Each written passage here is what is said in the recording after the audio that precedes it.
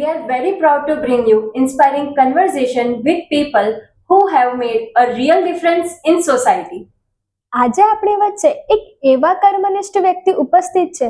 He is a very close to our SSV family, જે અમારા સૌના પ્રિય, આદરણીય શ્રી જે.એમ. પટેલ સર, કે જેઓ શાળાના ટ્રસ્ટી, રિટાયર્ડ ડીવાયએસપી અને પેશનેટ સોશિયલ વર્કર છે. We are very excited to hear about his journey. So let's begin. Sir, we warmly welcomes you. Thank you. Sir, તો મારો ફર્સ્ટ ક્વેશ્ચન એ છે કે આપનું બાળપણ કઈ રીતે વીત્યું અને તમારી શૈક્ષણિક યાત્રા વિશે થોડું જણાવશો? હું મારું બાળપણ એક નાના ગામડામાં, એક પાટણ જિલ્લાનું સમી તાલુકાનું કુકરાણા ગામ છે, ત્યાં અમારું પ્રાથમિક શિક્ષણ મેં ધોરણ 6 સુધી ભણેલો હતો. એ વખતે અમારા ગામમાં કોઈ ઇન્ફ્રાસ્ટ્રક્ચર કશું હતું નહીં, લાઇટ બી નથી, ઇવન રોડ બી નહોતો. અને ગામમાં ભણી અને પછી અમારે કડીમાં સર્વવિદ્યાલય હાઈસ્કૂલ છે, એસવી સર્વવિદ્યાલયમાં, ત્યાં 7 to 11 મેં ત્યાં 12 સુધી ત્યાં અભ્યાસ કર્યો. અને ત્યારબાદ college HA commerce college Ahmedabad Ellis Bridge ખાતે કર્યું. અને ત્યારબાદ 1.5 વર્ષ મેં લોનું કર્યો. આ મારું જે સ્ટડીનો આ મારો જર્ની છે. સર, નાનપણની એવી કોઈ યાદ કે જે તમારા લાઈફ પર અસર કરતી હોય? નાનપણમાં મૂળ વસ્તુ વધારે તો નહીં, પણ અત્યારે હાલની સંજોગોમાં જોઈએ તો મારા ફાધર બહુ જે ટાઈમે જવું હતું એની પહેલાં જતા રહ્યા, એટલે મોટા મોટી મારે એક વધારે એ પેલું છે અસર લાઈફની. પણ એના જે વિચારો હતા નાનપણમાં, જે અમે જોયેલા હતા કે બીજાને કેમ હેલ્પફુલ થવું, બીજાને મદદગાર થઈએ, ફાઇનાન્શિયલી કે મેડિકલી જે બી હોય, એ મારા લાઈફ માટે બહુ સારી અસર એની કરી ગયેલા. ઓકે, તો સર જનરલી બધાના લાઈફમાં કોઈને કોઈ રોલ મોડલ હોય છે, તો તમારા વ્યક્તિત્વ ઘડતરના વર્ષોમાં તમારા રોલ મોડલ કોણ હતા? મારા વ્યક્તિત્વ ઘડતરમાં મેઇન તો મારા મધર અને ફાધર, કે અહીંયાના આદર્શો, સિદ્ધાંતો, મૂલ્યોનો પ્રમાણે મેં કામ કર્યું અને એનામાંથી ઘણું બધું અમને શીખવા મળ્યું. ત્યારબાદ અમે જે કડીમાં ભણ્યા ત્યાં મારા એક ગૃહપતિ હતા ચતુરભાઈ પટેલ, અને કોલેજમાં હતા બી પટેલ. આ બંને બી મારા ઘડતરમાં ઘણો સિંહ ફાળો, એનું માર્ગદર્શન અને ઊંઘ અને પ્રેમ બધું એનામાંથી મળી ગયું છે અને માર્ગદર્શન બી મળેલું છે. તો સર, આજે તો ઘણી બધી કરિયર ફિલ્ડ છે, તો આપ શ્રીએ પોલીસ સેવામાં પોતાનું કરિયર બનાવવાનું શા માટે પસંદ કર્યું? પોલીસ ખાતું છે ને કે આખા સમાજનો એક અરીસો છે, અને આખા સમાજને જે બુરાઈઓ છે એનું સાફ કરવાનું, કંટ્રોલ કરવાનું કામ આ જ એક ડિપાર્ટમેન્ટ છે. અને બીજું સમાજના નાના હોય, ગરીબ હોય, તવંગર હોય કે પૈસાવાળા હોય, એ દરેકના ક્ષેત્રમાં ક્યાંક ને ક્યાંક પોલીસ ડિપાર્ટમેન્ટની દરેક લેવલ ઉપર જરૂર પડતી હોય. તો આ એવું ક્ષેત્ર હતું કે આખે સર્વ સમાજને, સર્વ રાષ્ટ્રને આપણે ઉપયોગી થઈ શકીએ. અને આ એનો પાવર જે છે, જે બંધારણના પેલા કાયદાઓ છે, એનો અમલ કરવા માટે આમાં ઘણી બધી જોગવાઈઓ છે. એટલે આ પોલીસ ખાતામાં વધારે વધારે આપણે સારું પોતાનું પરફોર્મન્સ બી બતાવી શકીએ અને લોકોને સારું આપણે રિઝલ્ટ આપી અને એને હેલ્પફુલ થઈ શકે, એના માટે પોલીસ ખાતું મેં સિલેક્ટ કરેલું. તો સર, તમે પોલીસ ખાતું જોઈન કર્યું તો તમારો ત્યાં દિવસ કેવી રીતે પસાર થતો? એક પોલીસ તરીકે તમારો દિવસ કેવો જતો? પોલીસ એટલે સેકન્ડ ટાઈમ ગણો તો 108 108 એવરી ડે એવરી ટાઈમ એ એલર્ટ જ રહેવું પડે. પણ જે બી કામ આવતું એને તમે એક સહજતાથી, દિલથી, ખંતથી, ઈમાનદારીથી અને પ્રેમથી જો કામ કરો, સહજ કે અમારી જવાબદારી છે, મારી પાસે માણસ આવ્યો છે તો એને આપણે કઈ રીતે હેલ્પ થશે અને એનો પ્રશ્નો કેમ સોલ્યુશન લાવીએ, પેપર વર્ક કે વિધાઉટ પેપર, તો એ 108ની જેમ કન્ટિન્યુ આપણું માર્ગદર્શન અને સુપરવિઝન અને કામગીરી ચાલુ જ રહેતી હતી. તો સર, તમે પોલીસ સેવામાં જોડાયેલા હતા તો તમારા સામે અસંખ્ય પડકારો આવ્યા હશે, પણ સૌથી મોટામાં મોટો પડકાર કયો લાગ્યો તમને? સૌથી મોટો પડકાર એક તો વધારે નહીં કહી શકું, પણ હું જ હતો કે જ્યાં જઈએ તે વિસ્તારમાં ઘણા બધા નામથી જે સારું એવું કંટ્રોલ થઈ જતું હતું. પણ પોલીસ ખાતામાં જે ચેલેન્જિંગ જોબ છે એમાં પડકારનો આવે, તમારું રિયલ જે કહેવાય હીરો પોલીસ ડિપાર્ટમેન્ટનો તમે રોલ જ ના બતાવી શકો.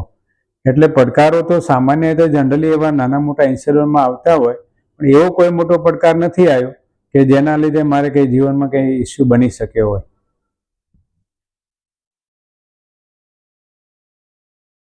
તો કોઈ એવા પડકારો આવ્યા તો હશે જ, તો એવા પડકારોના સમયમાં તમે પોતાની જાતને તણાવથી કેવી રીતે દૂર રાખ્યા છે?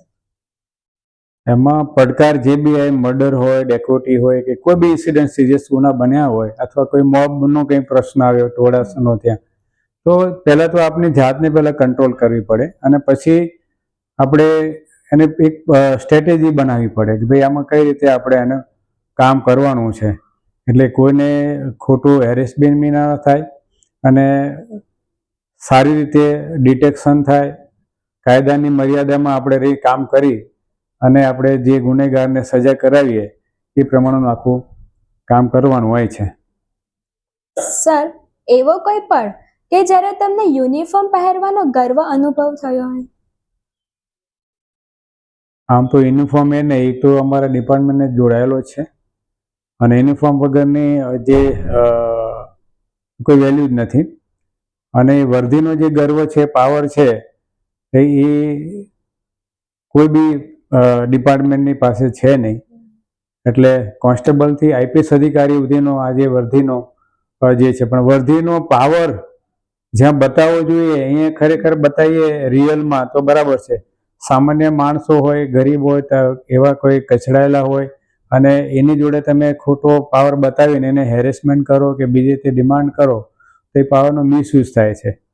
સાચી સેવા નિષ્ઠાથી આપણે એ પાવરના આધારે બતાવી અને જે એવા માણસો જે આવેલા છે એને આપણે મદદરૂપ થઈ શકીએ તો જ સાચું. અને ગુનેગારને વર્દીનો રોફ હોય તો વર્દીનો પહેરવાનો મતલબ રહે, તો જ વર્દીનો ખોફ રહે છે. એટલે વર્દી પહેરવાનો ગર્વ તો છે જ. સર, બધાના લાઈફમાં પોતાના થોટ્સ હોય, પોતાના આદર્શો હોય, તો તમારા જીવનનું ઘડતર કરનારા એવા કયા આદર્શો હતા જેને તમે અપનાવેલા હતા? પહેલી તો છે કે આ ડિપાર્ટમેન્ટમાં આવવા માટે મારી પાસે એવા કોઈ સોર્સિસ નહોતા, કોઈ માર્ગદર્શન બી નહોતું, કોઈ ફેકલ્ટી ત્યારે કોઈ ચાલતી નથી. આપ બળે જાતે તૈયારી કરી અને આ ડિપાર્ટમેન્ટમાં આવ્યા છે. એમાં ગુજરાતમાં મારું જે સિલેક્શન થયું એમાં ગુજરાતમાં 5મો નંબર મારો જીપીએસસીમાં પીએસઆઈ ડાયરેક્ટ તરીકે ભરતી થયેલો હતો. તો એમાં જે આદર્શ મૂલ્યો એ હતા કે આપણે જે ડિપાર્ટમેન્ટમાં આવ્યા છીએ તો ડિપાર્ટમેન્ટમાં આપણે ઘણા બધા એવા માણસો આવતા હોય છે કે પોતાનો પોલિટિકલી હોય કે સામાજિક હોય પડકારો હોય અથવા કે એવા ક્રાઇમને લગતા પડકારો હોય, તો આવા પડકારોને કેમ આપણે પોઝિટિવ લઈ અને સારી રીતે એનું સોલ્યુશન લાવીએ. અને ગરીબ માણસ હોય તો એને આપણે આઉટ ઓફ વે જઈને કઈ રીતે આપણે મદદરૂપ થઈ શકીએ, એ બધું આ ક્ષેત્રમાં પોસિબલ હતું. એટલા માટે આ જેવા ગરીબોને મદદ કરવી, ક્રાઇમવાળા જે છે ગુનેગારો જેને ડોન થઈ ગયેલા એને કંટ્રોલ કરવા અને કાયદાની મર્યાદામાં રહીને એને સજા કરાવી, આ બધું આમાં આવતું હોવાથી આ કામ કરેલ છે. તો સર, તમે પરિવાર અને તમારી ડ્યુટી વચ્ચે બેલેન્સ કઈ રીતે રાખતા? પોલીસ ડિપાર્ટમેન્ટને એવું છે કે એને દરેક સમાજના માણસો જોડે કામ કરતા હોઈએ છીએ. દરેક બિઝનેસમેન હોય, પોલિટિશિયન હોય, મીડિયા હોય, દરેકની સાથે સંકલન રાખી અને કામ કરતા. એ રીતે પરિવાર એક પોલીસ જેવું છે, એ જ આપણો મારો પોતાનો પરિવાર છે. એટલે ત્યાં અહીંયા એક વડીલ તરીકે એની ભૂમિકા ભજવતા હોય, પેરેન્ટ્સ તરીકે, અને ત્યાં એક ઓફિસર તરીકે એની એક પોસ્ટ પ્રમાણે આપણે ફરજ બજાવતા છે. પણ બંનેનું કામ તો સેમ જ છે. ત્યાં બી માણસોને સાથે રાખી, અગ્રણીઓને, સમાજના જે સંસ્થાઓને સાથે રાખીને સારું કામ દેખાઈ જોતા હોય છે. અહીંયા સમાજના જે આપણા પરિવારમાં બી એવું છે કે સારા છોકરાઓને એજ્યુકેશન આપીએ, સારા સંસ્કારો આપીએ, ટીમ વર્કથી બધા કામ કરીએ અને એના લીધે કુટુંબને પરિવારનું સુખ સંપત્તિ અને હેલ્થ વેલ્થ અને હેપીનેસ આ જળવાઈ રહે એ માટેનું અહીંયા વડીલ તરીકે બી અમારો રોલ આવતો હતો, એ રોલ કરતા હતા. એટલે કે સર, તમે ફેમિલી અને જોબ બંનેને બહુ સારી રીતે બેલેન્સ કર્યું? એમ જનરલી નથી કરી શકતા કે જે લોકો પોલીસ ઓફિસર્સ હોય, ઊંચી પોસ્ટ પર જોબ હોય, એ લોકો જે પાવર હોય તે સેમ ઘરમાં પણ હોય, બટ એવું તમારા કેસમાં નથી, એટલે મને બહુ ખુશી છે. અમને એવું સાંભળવા મળ્યું છે કે તમે તમારા કાર્યકાળ દરમિયાન તમે બહુ સ્ટ્રિક્ટ રહ્યા છો, તો આજે તમે એ બધી યાદોને યાદ કરો, એ બધી વાતોને, તો તમે કેવી ફિલિંગ્સ અનુભવો છો? માં બે વસ્તુ છે. સ્ટ્રીક રહ્યા હોય પણ એ ક્રિમિનલ તરીકેની વસ્તુ અલગ છે, મારો સ્ટાફ અને પબ્લિકની વસ્તુને અલગ છે. તો જ્યાં ક્રાઇમ રિલેટેડ હોય ત્યાં આપણે સ્ટ્રીક રહેલા છીએ, પણ જ્યાં માનવતાવાદી કામ કરવાનું હોય, કોઈને હેલ્પફુલ થવાનું હોય, અથવા એવા કંઈક ઇન્સિડન્ટ બન્યા હોય કે સ્ટાફ મારો પરિવાર હોય અને કંઈ એને મદદ કરવાની હોય તો એને આપણે મદદરૂપ બી થયા છે. અને આમ જોબમાં જે કામ લેવાનું હોય એ સ્ટ્રીક્ટ ઓફિસર તરીકે જ લીધેલું છે. એમાં કોઈ સ્ટાફ હોય કે મને કોઈ પેલું રાખ્યું નથી, પણ ત્યાંથી એ રોલ પૂરો થઈ જાય છે જોબનો. પછી એનો પરિવારનું કંઈ કે એના બાળકોનું કંઈ નાનું મોટું કંઈ કામ હોય, મેડિકલી હોય, ફીઝનું હોય, કંઈ જોબનું હોય, તો એને આપણે અલગ રાખીએ અને એ માનવતાવાદી તરીકે ત્યાં કામ કરેલા છે. શું એવા કોઈ ચોક્કસ કેસ કે જેનો તમને ગર્વ અનુભવાયો હોય? કેસ કરતાં પહેલાં તો મારા ફાધર જે ગામમાં હતા અને ગામમાં એ લોકો જે ઢોર માટે કન્ટિન્યુ વર્ષોથી પાણી ચાલુ રાખ્યું, પક્ષીઓને અનાજ વર્ષો સુધી રાખ્યા, ગામમાં સારામાં સારો જે પાણી પીવા માટેનો એ આજે 98માં એ લોકો કૂવો બનાવેલો. એટલે અને કુટુંબમાં બી બધાને કે ગામમાં બી નાના મોટા કોઈને કંઈ પ્રોબ્લેમ હોય તો એને કઈ રીતે ફાઇનાન્શિયલી કે બીજી રીતે મોરલી સપોર્ટ આપો, એ બધું મારા જીવનમાં મેઇન અસર કરી ગયેલું. અને એ અસરના અને એ જે પ્રેરણા કે જે એના જે કામો હતા એ કામોને જીવનમાં અત્યારે ઉતારી રાખ્યા છે અને હાલમાં એ કામ અત્યારે ચાલુ છે. અને એ જ વસ્તુ મારા ડિપાર્ટમેન્ટમાં બી એ રીતે જ જોયું છે કે સારા કામની કદર કરી છે અને જે ખરાબ કામને એને એવોર્ડ કરેલા છે. અને એ પ્રમાણે અત્યાર સુધી ડિપાર્ટમેન્ટમાં બી અને હાલમાં બી કામ એ રીતે ચાલુ જ છે. તો અમને જાણવું હતું કે તમારી કારકિર્દી દરમિયાન કોઈ એવા હાઈ પ્રોફાઇલ કેસીસ હોય તો તમે એને કઈ રીતે હેન્ડલ કરતા? કેસીસ તો ઘણા બધા આવેલા છે હાઈ પ્રોફાઇલ, પણ એમાં એ તો ટીમ વર્કથી કામ ચાલતું હોય. કોઈ બી કામમાં આવે કે આપણું સ્કૂલનું હોય કે કોઈ આપણું સામાજિક કામ હોય, એ ટીમ વર્કથી કામ ચાલતું હોય. હું હોય, મારા ઉપરના સિનિયર અધિકારીઓ બી સાથે હોય છે અને મારા સબોર્ડિનેટ અધિકારી હોય છે, સ્ટાફ હોય છે, એ બધાને સાથે લઈ અને અમુક ક્યાંક ક્યાંક જરૂર પડતી હોય, કંઈ પ્રોબ્લેમ હોય તો ત્યાંના સારા માણસોને બી ડિપાર્ટમેન્ટને જે હેલ્પફુલ થતા એ લોકોને બી આપણે મદદમાં લેતા. અને એ રીતે આખું કોઈ બી કેસ હોય ગમે તો એનું સોલ્યુશન લાવવું, ડિટેક્શન થતું. અને એમાં સુરત વાપીમાં એક સરસ કિડનેપ થયેલી હતી એક છોકરી 100 વર્ષની, અને એ છોકરીને કોઈ આઈડેન્ટિફાઈ નથી. એટલે પહેલાં એનું તપાસ કરી, છોકરીને આઈડેન્ટિફાઈ કરી, પછી રેપ વિથ મર્ડરનો આ ગુનો આખો હતો, kidnap with rape with murder. એમાં કોઈ એવિડન્સ ન હોવા છતાં આરોપી એરેસ્ટ કરેલો અને સાયન્ટિફિક એવિડન્સ બધા ભેગા કરી અને કોર્ટમાં કેસ ચાલે છે, ફાંસીની સજા થઈ. એટલે મોટામાં મોટો મારો જે ચેલેન્જિંગ ગણીએ કે એક સારો જે મને જસ મળે, પેલું મળે એવું આ એક કેસ સારામાં સારો મારા રીતે મને, હું જે પોતે માનું છું કે મને આમાં અને સેટિસ્ફાઈડ ભાવ. ત્યાં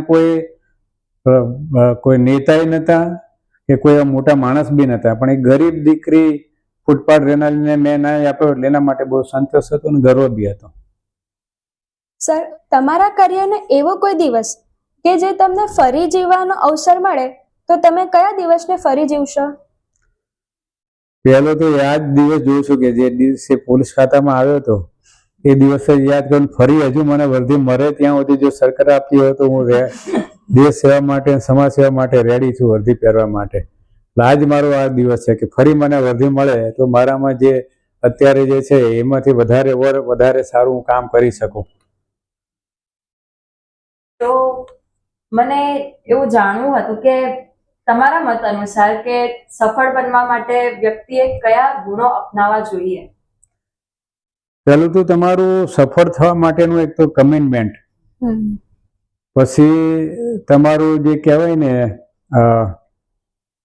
કોન્સ્પરન્સી એટલે જે પારદર્શકતા, પછી ટીમ વર્ક, આ બધું તમારી સાથે હોય અને થોડુંક સ્ટ્રગલ કરવાનું, આ બધું તમારામાં આવે અને બધાને સાથે રહીને ચાલો તો કોઈ બી ક્ષેત્રમાં, ચાહે બિઝનેસમાં હો, સ્ટડીમાં હો અથવા પોતાના કોઈ પ્રોફેશનમાં હો, અને કોઈને નડીએ નહીં, કોઈનું ખોટું વિચારીએ નહીં અને ઈશ્વરમાં સદા રાખીએ તો આમાં બધા જ આપણું આમાં આવી જાય છે. સર, તમારા શોખ વિશે થોડું જણાવશો? શોખમાં તો પહેલા મને ગામ હતો ત્યાં સુધી તો ખેતરોમાં ફરવાનો શોખ હતો, પછી થોડો સ્કૂલમાં આવ્યો એટલે પિક્ચર જોવાનો શોખ હતો, અને અત્યારે કોઈ આપણી પાસે પ્રશ્ન લઈને આવ્યો હોય કે મૂંઝવણ કંઈ હોય કે તો એને કેમ હેલ્પફુલ થવું એ મારો શોખ.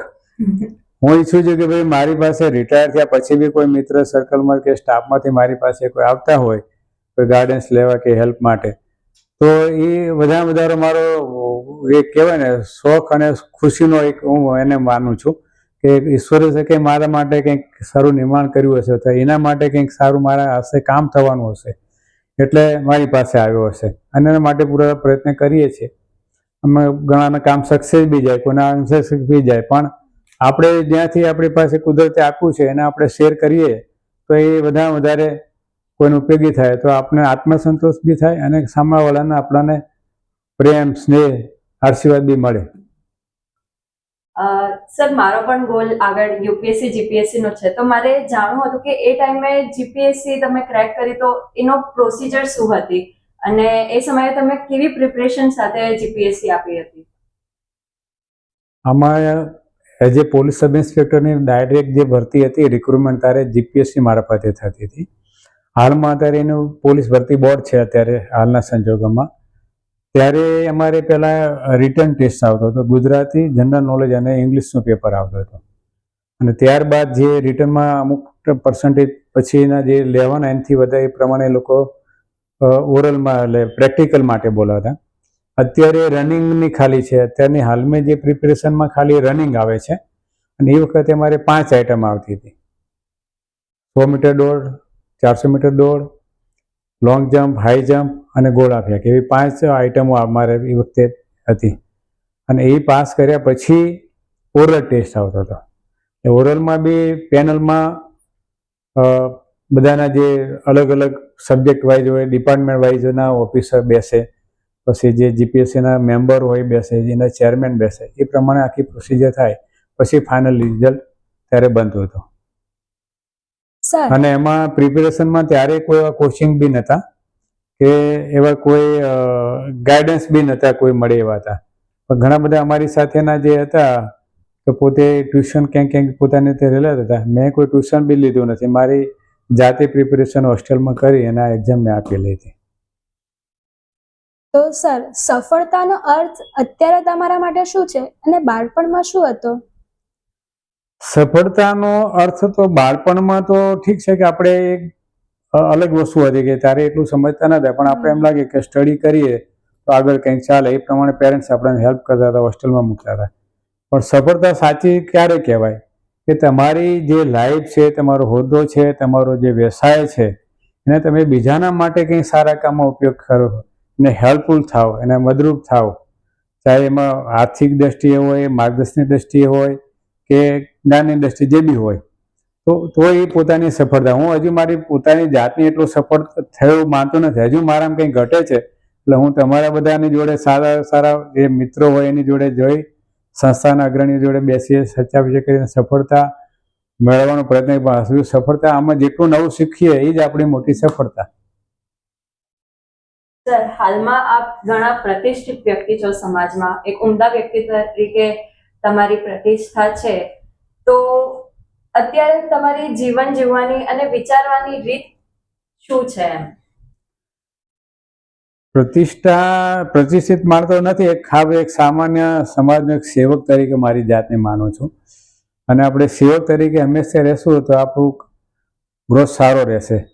પ્રતિષ્ઠા માણસમાં અભિમાન આવી જાય છે, પાવર આવી જાય છે, હમ આવી જાય છે, બરાબર છે. એટલે એ પ્રતિષ્ઠાને હું એવોર્ડ કરું છું. હું મારી એ પ્રતિષ્ઠાને માનું છું કે મારી પ્રતિષ્ઠાનો જે કહેવાય ને સારા એંગલથી લોકો જુએ મારા કામને અને એમાંથી પોતે કંઈક આગળ શીખે, એ તો જ મારી પ્રતિષ્ઠાને હું વધારે માનું છું. અને બીજી વસ્તુ એ છે કે પ્રતિષ્ઠા મેળવવા માટે ઘણો બધો સંઘર્ષ બી માણસોને કરવો પડતો હોય છે. એમ સીધી જ પ્રતિષ્ઠા મળતી નથી. એના માટે લાઈફને તમારે અલગ અલગ એચીવ રાખવા પડતા હોય, સિદ્ધાંતો હોય છે. અને સિદ્ધાંતને રહીને સમાજને આપણે સારું પીરસી શકતા હોય ત્યારે સમાજ આપણે સ્વીકારતો હોય છે અને ત્યારે પ્રતિષ્ઠા આપતો હોય છે. એટલે એક જ એમાં સાર આવે છે કે આપણે માનવતાવાદી માનવ બનીએ અને બીજાને આપણે કઈ રીતે હેલ્પફુલ થઈ શકીએ તો જ આપણે, અને જેમ કહીએ છીએ ને કે સોનું જેટલું ઘસાય એટલું ચડકાટ એનું વધારે આવે, એનો ચડકાટ એમાં એવું છે કે તમારી જાતને તમે જેટલી વધારે ઘડશો, જેટલી પેલી કરશો, આમાંથી કંઈ ચડકાટ આવશે તો એ ચડકાટના આધારે લોકો તમારી પાસે આવશે. તો સર, જીવનની એવી કોઈ યાદગાર ઘટના કે જે તમારા સમગ્ર જીવન પર અસર કરી હોય? યાદગાર ઘટનામાં તો ખાસ બીજું કંઈ છે નહીં, પણ મૂળ જે બાપુજીને બધા વાવેલા હતા. બીજી વસ્તુ એ છે કે મારો રામ ગણો જે ગણો દેવ, એને વાઈફને બધા મારી જે ઘડતરમાં વધારે જેમાં એ લોકોનો હિસ્સો છે. કે અત્યારે હું જ્યારે જોબ કરતો, પરિવાર વગર રહેતો, ત્યારે આ 2 જણાએ આખું પરિવાર સંભાળ્યું છે. એટલે એમાં બી હું પ્રેરણા લઉં છું, દેવમાં બી પ્રેરણા લઉં છું, દેવન સર પાસેથી, અને મારા ભાઈ પાસેથી પ્રેરણા લઉં છું. પપ્પા હતા પ્રેરણા આપી ગયા, પણ આ 2 પાસે બી લઈએ છીએ કે સારી રીતે બધાને સાથે રાખી અને બધાનું સાથે સારું દેખાય, બધાનું સારું જીવન ઘડતર થાય, બધાનો કંઈ ઉદ્ધાર થાય, તો જ આખું આપણે બેલેન્સ રાખીને ચાલીએ તો જ આખું જીવન આખું બધાનું સારું ચાલે, તો જ બધાનું આ જીવનનું ઘડતર આ જ છે મેન અગત્યનું. સર, તો તમે કીધું તે પ્રમાણે તમે હોસ્ટેલમાં રહ્યા હતા અને તમે પ્રિપરેશન કરી, તો હોસ્ટેલમાં કેવી તકલીફો પડતી તમને? પહેલાં તો હું જ્યારે સ્કૂલમાં હતો ત્યારે અમારી પાસે એક લાકડાના પલંગ જ હતા અને એની ઉપર ગાદલા હતા. નળની બહાર ખુલ્લામાં નાહવાનું હતું, ટોયલેટ બી બહાર ખુલ્લામાં જવાનું રહેતું હતું. કોલેજમાં આવ્યા પછી થોડુંક સારું હતું, સિટીમાં આવ્યા પછી. જ્યારે કડીમાં આ બધા એ વખતમાં હતું જ, અને થાળી લઈને જવાનું, થાળીમાં ખાઈ નહીં બગાડો નહીં કરવાનો અન્નનો, એ બી ત્યાં સિદ્ધાંત શીખવાડવા આવતો હતો. પાણીનો બગાડ નહીં કરવાનો, સ્વચ્છતા રાખવાની, રૂમો જાતે તૈયાર કરવાની, જાતે કપડાં વોશ કરવાના, આ બધું એક હોસ્ટેલમાં જે શીખવા મળે, જેમ આપણે કહેતા હતા ને કે ઋષિમુનિઓમાં ત્યાં રાજા મહારાજો એને આટલી જ બધી સગવડ હતી તો એ કેમ એ ઋષિમુનિના આશ્રમમાં મૂકવાતા? આમાં જીવનનું બધું ઘડતર થાય. એટલે અને હોસ્ટેલની લાઈફ ખરેખર કોઈને કોઈ તો જુઓ ને, તમને અલગ અલગ મિત્રો મળે, અલગ અલગ વાતાવરણ મળે, અલગ અલગ જમવાનું ત્યાં હોય, નવી નવી કંઈ નાની ને મોટી તકલીફો પડતી હોય તો તકલીફોનું કેમ સોલ્યુશન લાવી પોતે ડિસિઝન લેવાનો. અહીંથી મમ્મી પપ્પા કે ભાઈ તમને કે ટીચર કરે, ત્યાં તો તમારે જાતે અથવા મિત્ર રૂમમાં હોય એની જોડે તમારે એડવાઇસ લઈને કરવાનું હોય. એટલે હોસ્ટેલમાંથી માણસનું જે ઘડતર થાય છે ને ક્યાંય પાછું ન પડે, મારી દ્રષ્ટિએ માનું છું. તો સર, તમારા લાઈફની ફિલોસોફી શું છે?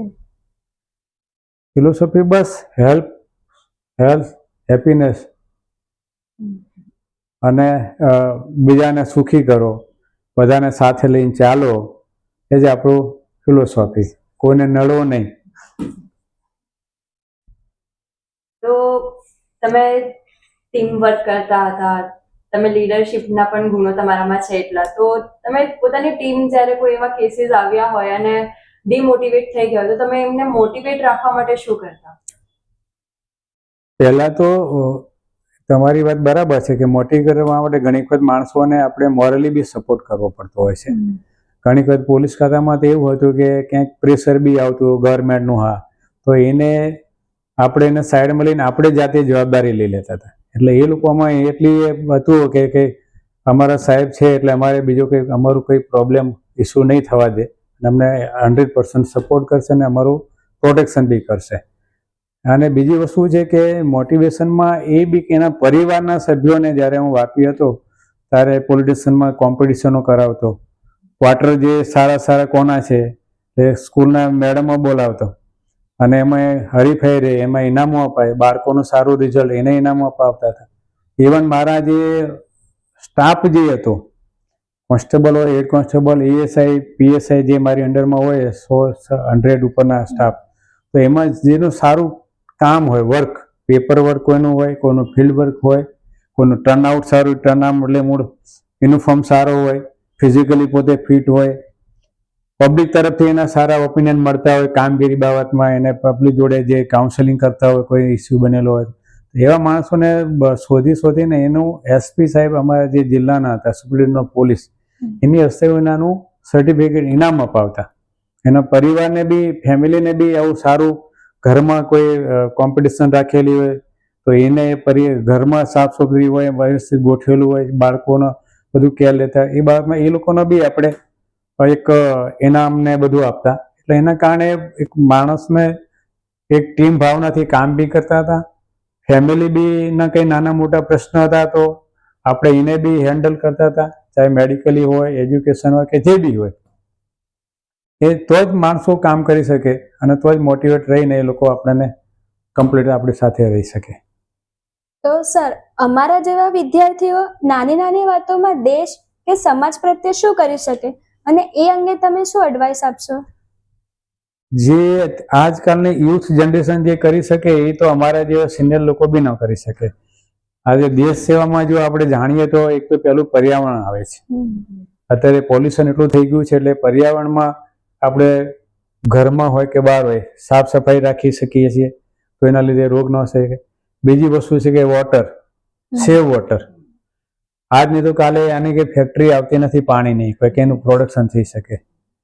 ખાલી ગોડ ગિફ્ટ છે તો ગોડ ગિફ્ટ જે છે એને કેમ આપણે સાચવી રાખીએ અને ઓછામાં ઓછું જરૂર પૂરતું પાણી કેમ વાપરીએ, વેસ્ટ ના જે કરીએ, એ બી એક વસ્તુ જરૂરી છે આજકાલના યુથમાં.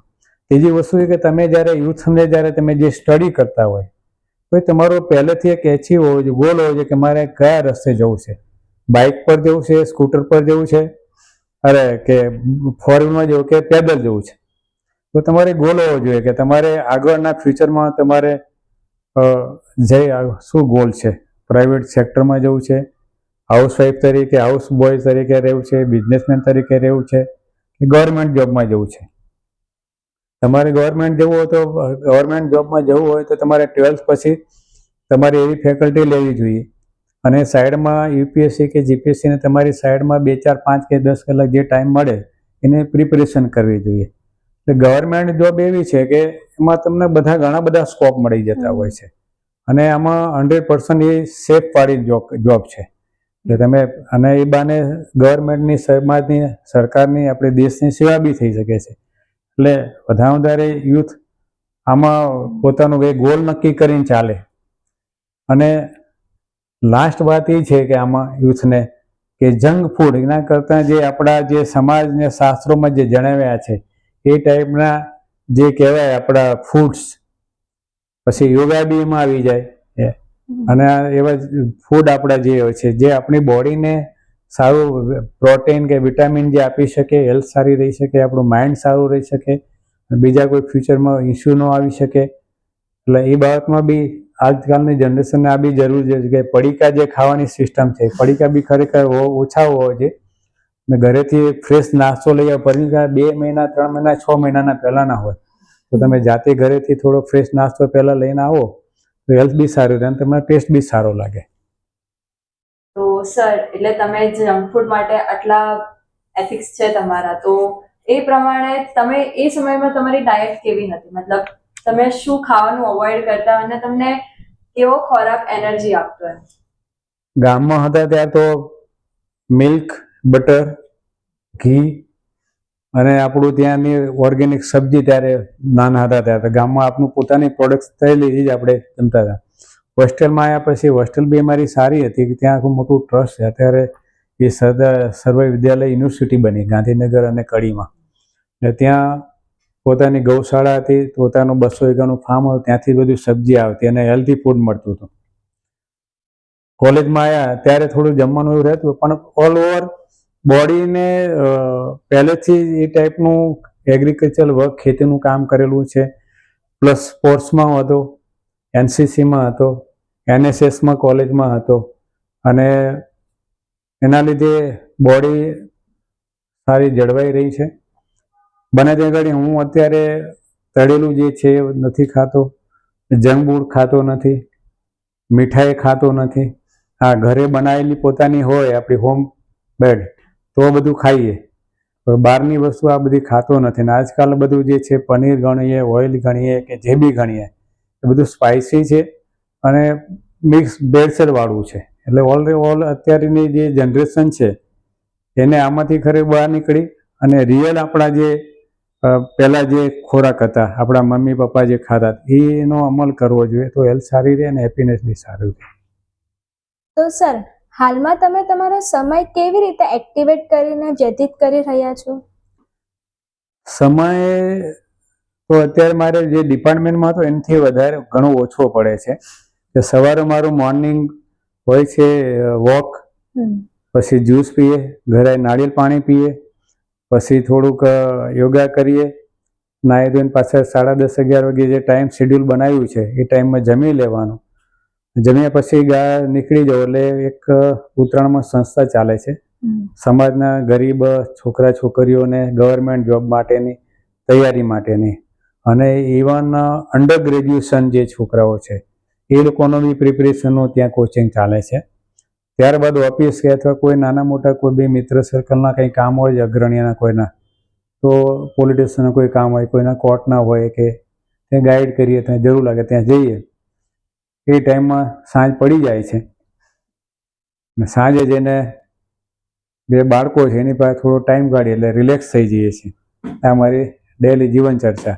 પણ મારું એક જ સિદ્ધાંત છે કે હજુ આપણી પાસે લોકો આવે છે એટલે કંઈક આપણા માટે ગિફ્ટ ભગવાને કંઈક આપી હશે કે ચલો સારું કામ અહીંયા થશે, અથવા આશા લઈને આવે છે હજુ મારી પાસે.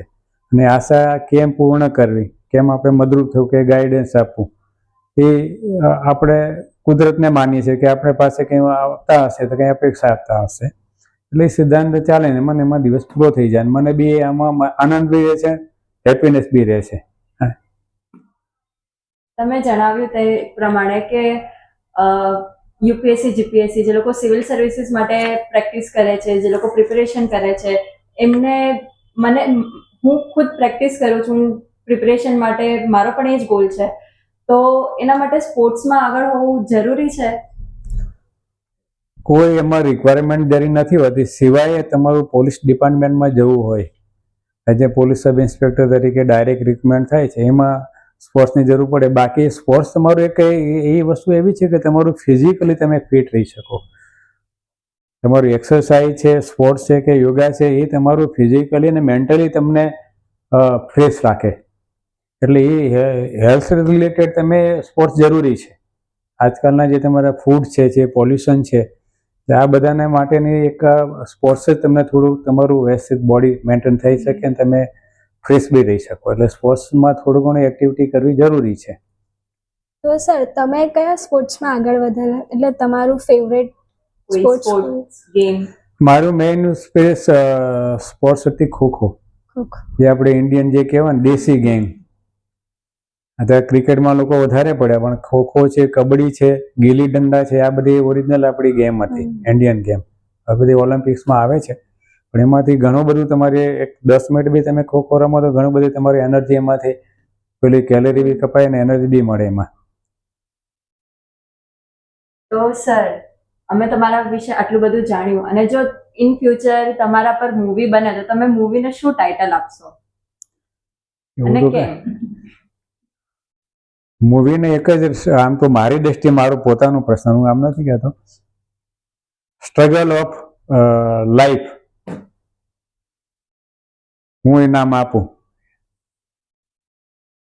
અને આજે કેમ કે જે તમને જીવન ઈશ્વરે આપ્યું છે અને એને કઈ રીતે બીજાને હેલ્પફુલ સ્ટ્રગલ કરીને તમે આગળ આવો, આગળ આવીને પછી એ જે જીવન તમે બીજાને કઈ રીતે નિશ્ચય કરો કે ઉપયોગી થાવ, તમારું જે જીવન, તો જ તમે આગળ વધી શકો અને બીજાને કંઈક હેલ્પફુલ થઈ શકો. એટલે હું મારી દ્રષ્ટિએ હું આને એમ કહું છું કે મને ભગવાને લાઈફ આપી છે તો મારી લાઈફ બીજાના માટે ઉપયોગી થાય તો એને વધારે હું ભાગ્યશાળી માનું છું. એ બેજ ઉપર કહીએ છીએ. અને એના પરથી સ્ટ્રગલ કરીએ તો જ તમે આગળ કંઈક શીખો અને બીજાને કંઈ આપી શકો. તમે સ્ટ્રગલ જ કરેલું ન હોય તો તમે બીજાને શું આપી શકવાના છો?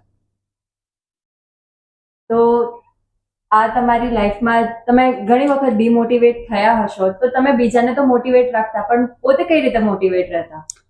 હું ઈશ્વરમાં શ્રદ્ધા રાખું છું અને શાંતિથી થોડીક જે બી ઇસ્યુ હોય એને થોડો પછી આ જે ઇન્સિડન્ટ બન્યો હોય તો એનો રાતે જાગતા, ચાલતા, ફરતા, નાતા, ધોતા, પૂજા કરતા એ ઇસ્યુને અંદર માઇન્ડમાં કરે એટલે ધીરે ધીરે એમાંથી એક રિપીટ થતા પછી સોલ્યુશનમાં આવતા રહેતા હોય છે. અને કુદરત આપણને આપે છે. અને કુદરતમાં કોઈ બી શ્રદ્ધા રાખશે તો એ કુદરત તમને સાચી સલાહ મળી જ રહેશે. એમાંથી રસ્તો કાઢી આપે. એટલે શ્રદ્ધા ઈશ્વરમાં રાખવાની જ હંમેશા જ. એના થકી જીવન મળ્યું છે અને આ જીવન આપણે બીજાને કેમ ઉપયોગી થઈ શકીએ, બીજાને મદદ કેમ થઈ શકીએ, એ આપણો સિદ્ધાંત રાખીશું તો જીવનમાં કોઈ દિવસ કોઈ પ્રશ્ન રહેશે બી નહીં. કોઈ આવ્યો હશે તો એને બી આપણે એમ જ રીતે પાર પાડીને સોલ્યુશન લાવી શકશું. તો સર, તમે તમારી નેક્સ્ટ જનરેશન માટે શું એડવાઇસ આપવા માંગો છો? નેક્સ્ટ જનરેશનને તો એડવાઇસ એટલી જ છે કે અત્યારે જે મોબાઈલ યુગ છે, સોશિયલ મીડિયા, તો સોશિયલ મીડિયામાંથી તમે જરૂર પૂરતું લો અને બાકીનું એવોઇડ કરો કે ડિલીટ કરો. અને બુક્સ વધારે વાંચો. બુક્સમાંથી જે તમને મળશે ને એ આ સોશિયલ મીડિયામાં નહીં મળે. તો તમે ડાયરેક્ટ એમાં બુક્સ વાંચે તમારું ડાયરેક્ટ એને તમારું એટેચમેન્ટ બુક જોડે રહેશે. સોશિયલ મીડિયા તો શીખે કે એમાં એક બિઝનેસ થઈ ગયો છે લોકોનો, કે કંપનીનો, કે પેલા રીલ બનાવવાનો કે યુટ્યુબ પર. તો એના કરતાં બુક્સ એ વધારે તમને હેલ્પફુલ થશે. અને જે જૂના જે આપણા જે દેશભક્ત જે થયેલા છે અથવા સારા કોઈ આપણા જે કહેવાય વિવેકાનંદ જે છે, સંત તુકારામ છે, ઘણા બધા એવા જે સંતો જે થયા છે, મહાત્મા ગાંધી, સરદાર પટેલ સાહેબ છે, બાલ ગંગાધર છે, ભગતસિંહ છે, એટલે ઘણા બધા આપણા ત્યાં એવા સંતો કે મહંતો જે બી થયા છે, કે નેતાઓ થયા છે, અગ્રણીઓ છે, એ લોકોનો, અબ્દુલ કલામ સાહેબ છે, રતન તાતા છે, આવા લોકોના જીવનના જે મૂલ્ય હતા એ મૂલ્યોને તમે તમારા જીવનમાં વાંચીને ઉતારો તો તમારું 100% બધી તમે સક્સેસ થઈ શકશો. એને સક્સેસ થયા લઈને એનો જે વસ્તુ છે એને જીવનમાં ઉતારવાનું છે. અને એ સોશિયલ મીડિયામાં જે આવે છે એ વસ્તુ અલગ વસ્તુ છે, પણ આમાં આની ઉપર વધારે. અને તમારા વિદ્યાર્થીઓને તો પોતાની સ્ટડી રિલેટેડ જ માઇન્ડ હોવું જોઈએ. સર, તો હવે મારો એક લાસ્ટ ક્વેશ્ચન, કે મારા જેવા જે લોકો સિવિલ સર્વિસીસની એક્ઝામ માટેની તૈયારી કરે છે અને જે લોકો એ ફિલ્ડમાં આગળ જવા માંગે છે, દેશ માટે, સમાજ માટે કંઈક કરવા માંગે છે, એ લોકો કયા સોર્સમાંથી ભણી શકે આગળ? હવે અત્યારે તો આપણી પાસે ઘણા બધા એમાં સોર્સિસ છે. તો અત્યારે જ્યાં જાઓ તો તમને ફેકલ્ટી મળી રહેશે. જે સ્કૂલમાં જ્યારે એ વખતે આવું બધું હતું નહીં પહેલાંના અમારા સમયમાં, ત્યાં તો એટલા ટીચિંગ સ્ટાફમાં બી તમારા જે સર હોય એ બી તમને મદદ થઈ શકે. થર્ડ, તમારા જે સોશિયલ મીડિયાથી અત્યારે બધી વેબસાઇટમાંથી તમને બધું કયો સ્ટડી છે, કયો કોર્સ છે, એનું શું પ્રિપરેશન કરવાનું છે એ બી અત્યારે મળી રહે છે. એટલે ટૂંકમાં તમારું પ્લાનિંગ, એક ગોલ કયો નક્કી કરવાનો છે, આગળ કઈ રીતે જવા, એના ઉપરથી તમે નક્કી કરશો તો રિઝલ્ટ મળશે. યુપીએસસીમાં બી ઘણી બધી બેચો ચાલે છે.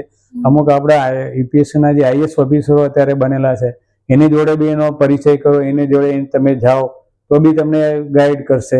ક્લાસ 1 અધિકારી જીપીએસસી જે આપ્યું છે તો એ લોકો જે આપી પ્રિપરેશન કઈ રીતે કરવાનું હોય છે એ બી ઘણા બધા. અત્યારે કોઈ એવા અધિકારી કે એવા નથી કે કોઈ બી સ્ટુડન્ટ જાય તો તમને કમ્પલસરી બેસાડીને તમને શાંતિથી એક એઝ એ સ્ટુડન્ટ તરીકે તમને પરફેક્ટ પ્રિપેરેશન આપે છે. અને ઘણા બધા અમારા અધિકારીઓ આપે છે. જીસીએસએ સંસ્થાઓ અમે છીએ ત્યાં અમારા જે અધિકારીઓ છે ત્યાં બી અમુક વાલી, એના પેરેન્ટ્સ બધા લઈને આવતા હોય છે. અને એને પહેલાં એની પાસે પોતાનો ગોલ શું છે, પોતાનું રિઝલ્ટ શું છે, કઈ સ્ટડી છે કરે છે, એ બધા ઉપર એનું આખું એનાલિસિસ કરીને પછી એ પ્રમાણે એને માર્ગદર્શન આપતા હોય. એટલે માર્ગદર્શન માટે તમને કોઈ બી જગ્યાએ જશો મળી રહેશે. વિશાળ અત્યારે તો તમારી પાસે સ્કોપ બી છે, જોબોમાં બી.